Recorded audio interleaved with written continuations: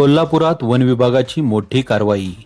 अनुसूचित 1 मधील संरक्षित वन्यजीव शॉर्टफिन डेव्हिल रे हा मासा जप्त करण्यात आला आहे. दिनांक 25 फेब्रुवारी 2026 रोजी मिळालेल्या गुप्त माहितीच्या आधारे करवीर वन परिक्षेत्राच्या पथकाने फुलेवाडी रिंग रोड कोल्हापूर येथील फ्रेंडशिप फिश कंपनी येथे छापा टाकला.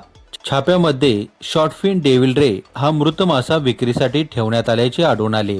वन्यजीव संरक्षण अधिनियम 1972 अंतर्गत हा मासा अनुसूचित वनमध्ये संरक्षित असून त्याची विक्री व साठवण हा गंभीर गुन्हा आहे.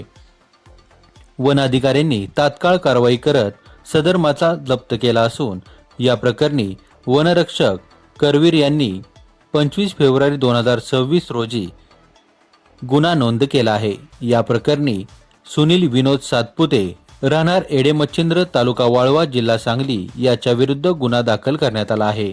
उपवन्य संरक्षक कोल्हापूर श्री धैर्यशील पाटील आणि सहाय्यक वनसंरक्षक श्री विलास काळे यांच्या मार्गदर्शनाखाली वन परिक्षेत्र अधिकारी करवीर नंदकुमार नलवडे, वनपाल सागर कोळी, वनरक्षक ओंकार भोसले, विकास घोलप, महादेव कुंभार, विदेश तांबारे, पशुवैद्यकीय अधिकारी डॉक्टर संतोष वाळवेकर व मानद वन्यजीव रक्षक रमण कुलकर्णी हे तपास करीत आहेत.